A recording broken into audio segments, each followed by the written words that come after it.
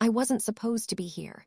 Even during the drive down the mountain road, sealed inside a government-marked SUV with blacked-out windows, I kept telling myself I could still say no. I could still ask them to turn around. But the request came signed by a department I'd never seen before, and the voice on the phone had spoken my name too easily, like it was rehearsed. They told me they needed a criminal psychologist. They didn't tell me why. The road narrowed until it felt like the tires were brushing the edges of the cliff. Dense pines pressed in on both sides, their branches bending over the car like ribs. The driver didn't speak once, not even a glance in the rearview. When we finally stopped, it wasn't at a facility.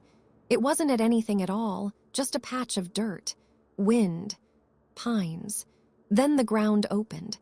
A rectangular plate of metal rose with a hiss, as though the earth had been holding its breath for hours.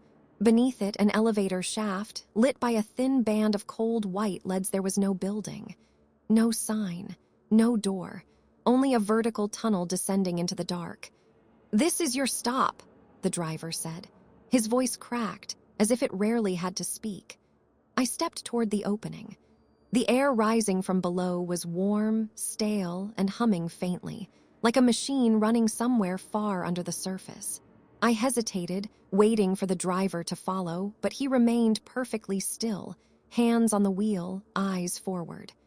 When the elevator doors slid open, I understood. He wasn't allowed to go down. I took a breath and stepped inside. The doors closed with a soft seal, almost gentle, and the elevator began its descent with no motion at all. No shaking. No sound except my breathing. The walls were smooth, metallic, seamless. No buttons, no indicator panel. I had no idea how deep I was going. Time stretched, or maybe the air thickened. It was hard to tell. Then, a chime. The doors slid open. A corridor waited on the other side, long, sterile, bright, and impossibly silent.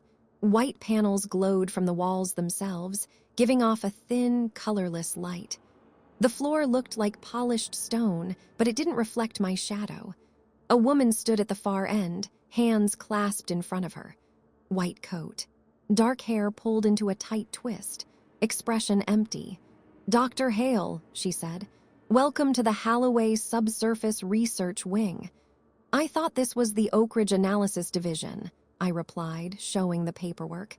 "It was," she said softly, "before we went deeper." Her gaze lingered on me with strange curiosity, as though she were looking for something I wasn't aware of possessing. I followed her down the corridor, my footsteps swallowed by the walls. She didn't speak, but her pace was slow enough that I could feel her anticipation, like she expected me to notice something. Halfway through the hallway, I did. There were no doors, not on either side, not spaced along the walls. Just one uninterrupted corridor, stretching forward like the inside of a throat. "Where are the labs?" I asked. She didn't slow. "They'll appear when you're cleared for them." I almost laughed, but her tone made the air feel colder. We reached a circular chamber, its ceiling rising into a dark dome. The sound here was different, subtle vibrations crawling across the floor, through my shoes, up my spine. The woman stopped and finally turned to face me. "Before you meet the subject," she said, "there is something you need to understand." Her pupils contracted sharply, as if adjusting to a light I couldn't see. "You were not chosen for your expertise," she whispered. "You were chosen because the collection reacts to you." Before I could respond, the lights above flickered. Just once, like something enormous behind the walls had taken a slow breath. And for the first time since agreeing to come here, I felt certain. I had stepped into a place that should not exist. They led me into a room that didn't look like a room at all, more like an observation chamber designed by someone who had never seen one. It was perfectly circular, no corners, no seams, as if carved from a single massive piece of stone. A glass wall curved across the center, separating me from a dimly lit space beyond. Inside that space, on a pedestal no larger than a stool, sat the first object. It was a wooden box. That was it. No runes, no cracks, no signs of age. Smooth, dark, polished. too polished, like someone had carved it only hours ago, then placed it under a light that never dimmed. The woman in the lab coat, her badge read Dr. Vaughn, stood to my left. 2 guards stood on either side of the curved wall, motionless. Their eyes stayed fixed on the box as if it might leap off the pedestal. "It doesn't look dangerous," I said. Dr. Vaughn's lips tightened. "Objects in this collection rarely do." She handed me a thin tablet. On its screen, a profile photo of a man in his mid-30s, eyes red, pupils uneven. "This is the subject you're here to evaluate," she said. "He worked with this item for 27 minutes. Afterward, he was unable to speak in complete sentences. He kept repeating your name." A chill worked its way down my spine. "He's never met me." He insisted he had. Before I could respond, the lights in the observation chamber dimmed on their own. Not all at once, more like a slow exhale from the walls. The box remained perfectly visible, illuminated by a narrow, impossibly precise beam from above. Then the hum started. Low, vibrational, almost like a subwoofer heard from far away. "What is that?" I whispered. "The object," Dr. Vaughn said. "It reacts to new personnel." I let my eyes adjust, watching the surface of the box. Nothing physically moved, but something shifted in my perception. The edges looked wrong. Not jagged or distorted, just subtly misaligned with the light, as if the box occupied 2 angles at once. My heartbeat quickened. "I need to know what it does," I said.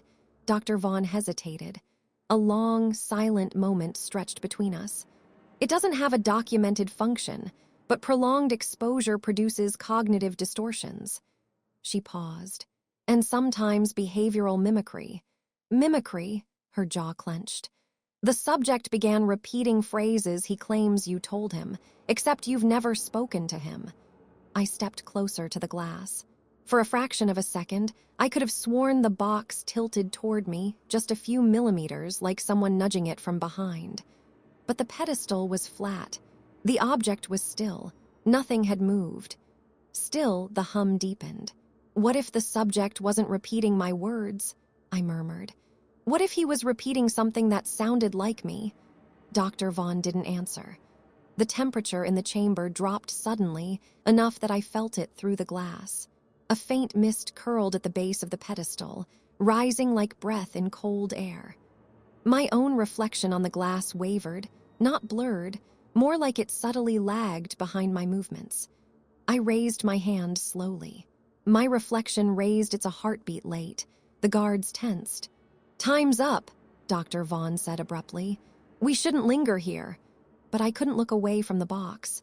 Something about it felt distinctly aware, like it was waiting for me to say something. Or remember something. "Why did the subject repeat my name?" I asked quietly. Dr. Vaughn's answer came softer than before, almost reluctant. "Because," she said, "his first recorded words after contact were, 'She's already been here.'" My throat tightened. "That's impossible." Dr. Vaughn met my eyes. "Down here, Dr. Hale, impossibility is not a reliable metric." The hum ceased all at once, silenced as if a switch had been thrown. The room felt heavier for it. And I knew, with absolute clarity, that the box wasn't finished with me. They led me through another corridor, this one narrower, colder, and subtly curved, as if tracing the outline of something massive beneath the floor. The lights above flickered in a slow rhythm, almost like breathing. No one spoke. Even the guards' boots landed softly, as if the air itself muffled sound. We stopped at a door made of frosted glass. Behind it, a faint shadow shifted, the shape of someone sitting very still. "This is the observation suite," Dr. Vaughn said quietly. "He's been stable for the last hour. Relatively. Relatively. A word that never meant anything good in places like this." She pressed a palm to a panel beside the door. The glass cleared instantly, revealing a small room with padded walls and a single metal chair bolted to the floor. The man in the chair sat hunched forward, elbows on his knees, hands loosely dangling like he'd forgotten what fingers were for. He looked up when he heard us, and he smiled. It wasn't a warm smile. Not even a friendly one. More like a smile someone had practiced after watching other people do it, studying the mechanics, not the meaning. "Dr. Hale," he said, "you took your time." My breath caught in my throat. The voice wasn't wrong. It wasn't distorted. It wasn't guesswork. He spoke my name the exact way close friends do. Intonation, rhythm, even the slight softness on the second syllable. I stepped inside. The guards remained by the doorway, but Dr. Vaughn stayed behind, as if the threshold marked a limit she wasn't willing to cross. The man's eyes followed me with unsettling precision. Too focused, too direct. "You remember me," I said, keeping my tone even. He tilted his head. "You were here before, down below, where they keep the deeper things." "I've never been here," I replied. He chuckled, a dry, cracking sound. "Not you now." A cold pulse ran across my scalp. "Tell me what you saw," I said, pulling a small recorder from my pocket. "What happened when you interacted with the object?" His smile faded instantly, as if the muscles forgot how to hold it. "It opened," he whispered. "That box doesn't open," I said. "Not physically." He leaned forward, eyes sharpening with an almost feverish clarity. "It opened you." The air around him seemed to constrict. I took a slow step back without meaning to. "What do you mean?" I asked. "You didn't hear it," he whispered. "The way it said your name, the way it pressed against the inside of your thoughts, it knows you. It's known you for a long time."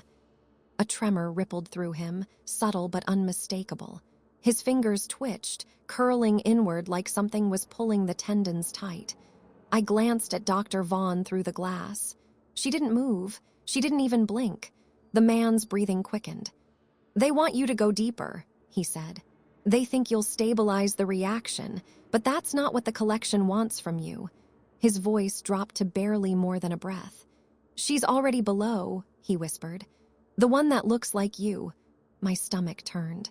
"There is no one who looks like me in this facility," I said firmly. He laughed again, no humor, only fear. "Not a person." A shadow passed across the lights above us, subtle but unmistakable, like something massive shifted behind the ceiling panels. The man froze. His eyes widened. And then, in a voice that wasn't quite his own, he said, "She's coming up." Dr. Vaughn burst into the room, signaling the guards. The patient didn't resist as they restrained him. He just kept staring at me with terrified recognition. As they dragged him toward the door, he whispered one final sentence, barely loud enough for me to catch. "You should have stayed on the surface." And for the first time since entering this place, I wished I had. They moved the patient out of sight within seconds, but the echo of his last words clung to me long after the door sealed shut. "She's coming up." I tried to steady my breathing, but the air in the corridor felt wrong, too thick, as if it had been exhaled by something instead of filtered by vents. Dr. Vaughn walked ahead of me, her steps fast, clipped, purposeful. "We're relocating you to the central ring," she said. "We need to monitor your cognitive baseline after exposure." "Exposure to what?" I asked. "A box that hums?" She didn't answer. Not directly. Instead, she pressed her badge against a featureless section of wall. The panel slid open, revealing another corridor, this one darker, quieter, and subtly slanted, like it had been built on uneven ground. My stomach dipped as the floor angled downward. "I thought the center was above this level," I said. "It was," she murmured. "Before the expansion." I slowed. "What expansion?" Dr. Vaughn hesitated for a fraction of a second. It was small but noticeable. "We only build downward," she said. I frowned. "That doesn't make sense. The blueprints," she cut in, "are for structures humans design." Before I could respond, the lights flickered. Not the sharp kind of flicker caused by electricity. This was slower, almost organic, like the walls themselves were blinking. A soft vibration ran beneath my shoes, followed by a hollow thud, distant but heavy enough that I felt it in my ribs. "What was that?" I whispered. "The facility adjusting." She didn't sound concerned. She sounded resigned. We turned a corner and stopped. The corridor ahead split in a way that wasn't architectural. 3 separate hallways branched off, each identical. Same lights, same slope, same soft pulse humming through the air. My eyes darted between them. "I thought there was a single path to the center," I said. "There is, but the center reconfigures itself," she said quietly. "Spatial drift is expected." A cold sensation crawled up my spine. "Expected?" She looked at me as if deciding how much truth I could tolerate. "This wing isn't static. It wasn't designed for stability. It responds to stimuli." Her gaze lingered on me. "Especially new ones." My pulse quickened. "You think it's reacting to me?" "I don't think," she said softly. "I observe." The lights blinked again, slower, longer, and the leftmost corridor dissolved. Literally dissolved. The walls softened, blurred, then folded inward until the passage was gone. I stumbled back. What is happening?" "The structure is choosing a route," Dr. Vaughn said. "We follow." Before I could protest, the remaining 2 corridors shuddered. One flickered out like a dying memory, leaving only one path. A thin draft of warm air drifted from its depths, brushing my face like breath. Dr. Vaughn stepped forward. "This way." I didn't move. Something about that draft felt aware. And as I stood there, frozen in the humming half-light, a distant sound rose from the darkness of the chosen corridor. A faint, unmistakable whisper. My own voice, calling my name. The whisper, that thin thread of sound shaped exactly like my voice, faded the moment I stepped toward the corridor. Dr. Vaughn didn't acknowledge it. Maybe she hadn't heard it, or maybe she'd learned not to react.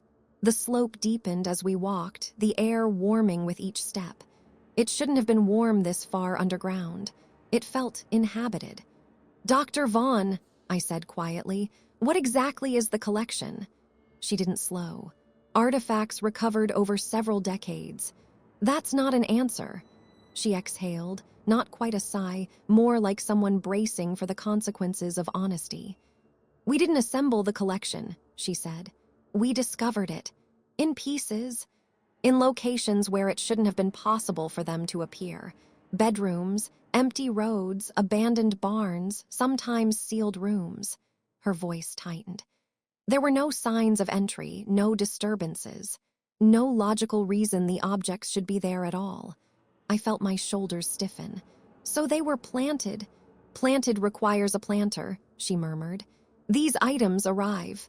The word hit harder than I expected. "And the center?" I asked. "This facility," she hesitated. "It formed around the collection." I stopped walking. "I'm sorry, formed." Dr. Vaughn turned to me slowly, her expression unreadable.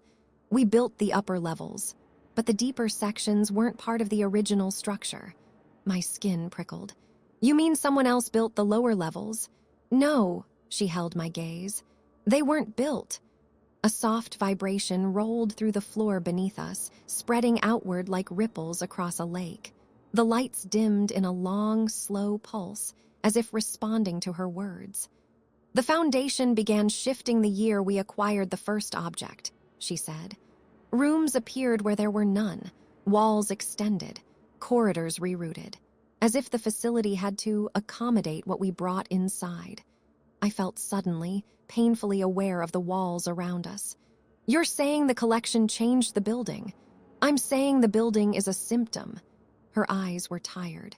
"Not the cause."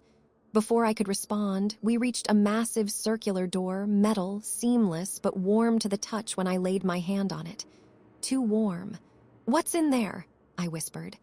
"The convergence chamber," she said, "where all the objects resonate together. The patient mentioned deeper things." Is that what he meant? Her silence answered for her. Dr. Vaughn placed her badge against the reader. The door shuddered, not like a mechanical lock, but like something alive reluctantly giving way. A low hum seeped through the widening gap. Not a machine hum, not electrical. A layered sound, voices almost, overlapping, indistinguishable, rising and falling like distant breathing. And beneath them, a tone that pulled at something behind my ribs. "The collection isn't passive," Dr. Vaughn said quietly. It's searching for patterns, for minds that respond. The corridor lights flickered. Once, twice. Then everything went silent. Dr. Vaughn looked at me with an expression I couldn't place, pity maybe or dread. You asked why the first subject repeated your name, she said. It's because the objects didn't start reacting when he touched them. Her voice dropped. They started reacting the moment you entered the facility. The convergence chamber swallowed us in a heat that felt almost organic, thick, slow, pulsing against my skin like a second heartbeat. The air tasted metallic, charged, as if a storm were trapped underground with no sky to escape into. In the center of the massive room stood a circular table. On it, neatly arranged, were several open binders. Research logs.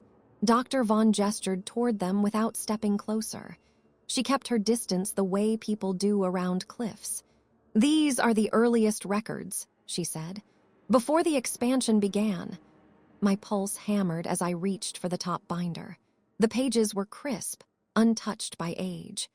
A date at the corner marked the entries as being from 7 years ago, long before today, long before I received the mysterious summons. But the first thing I noticed wasn't the date. It was my name, typed cleanly at the top of the second page. Subject of interest. Dr. Amelia Hale predicted response profile. High resonance, my breath stuttered. This is a mistake, I said. I wasn't involved in any of this. 7 years ago, I was barely out of residency. Dr. Vaughn didn't move. Her expression didn't change. I flipped to the next page. A photo was clipped to it. My face. Not exactly as I looked now. My hair slightly shorter, a faint scar near my temple from an old accident, but undeniably me.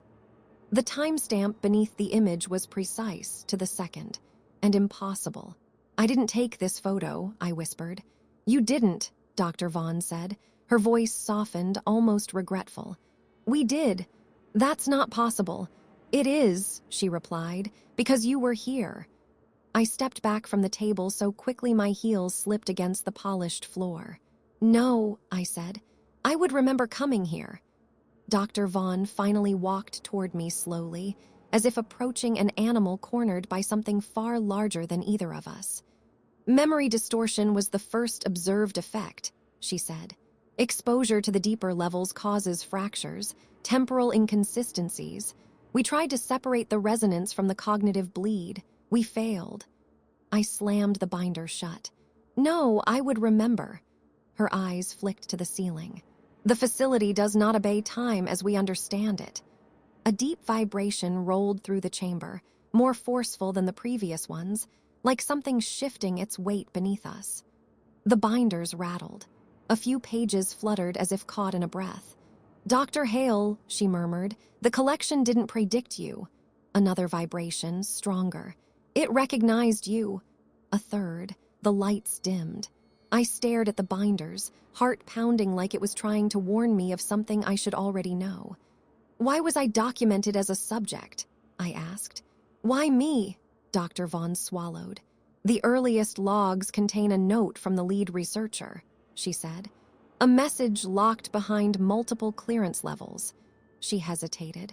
It states that you were not the first Amelia Hale to enter the facility. The chamber lights flickered violently. And you will not be the last.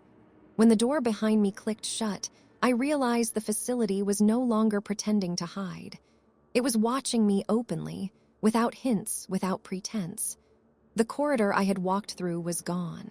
In its place stretched a narrow passage, walls pulsing with a dim, uneven light like they were breathing. I stepped forward. There was no going back. Every footstep echoed through the floor, a low thrum, as if something immense and deliberate was moving beneath us. Cold seeped under my skin, but I felt compelled to continue. Everything that had happened tonight, the missing patients, the empty rooms, the whispers, had been leading me here. At the end of the passage was another door. Ordinary, white, unremarkable, yet it shimmered, faintly distorted as though half-remembered. I touched the handle. Solid, real, the door yielded to my push. Inside was a room, but not one I recognized. It was an exact replica of a normal ward, yet it felt constructed from memory, not reality. The bed was too perfect, the monitor too clean. On the nightstand, a glass of water stood completely still, as if frozen in time. And on the bed lay me, the same shape, same weariness beneath the eyes. Even the small cut on my finger, I had nicked myself this morning. I stood in the doorway, staring at my unmoving self, aware of a subtle, tingling presence at the back of my skull, waiting for me to act. "You weren't supposed to come tonight," said the version on the bed, without opening her eyes. I froze. "This shift was never yours, it never existed. You entered where you should not exist. And the place always needs to correct the error." The monitor flickered. A pulse line appeared. One beat, another, and it was mine. The room began to darken as if the facility were deciding who would remain. I felt a cold, almost gentle pressure on my shoulders, like shadows urging me back, nudging me out. But I stepped forward, toward myself. The figure on the bed slowly opened her eyes and smiled, too wide, and far too late. I realized exactly who the facility had been waiting for.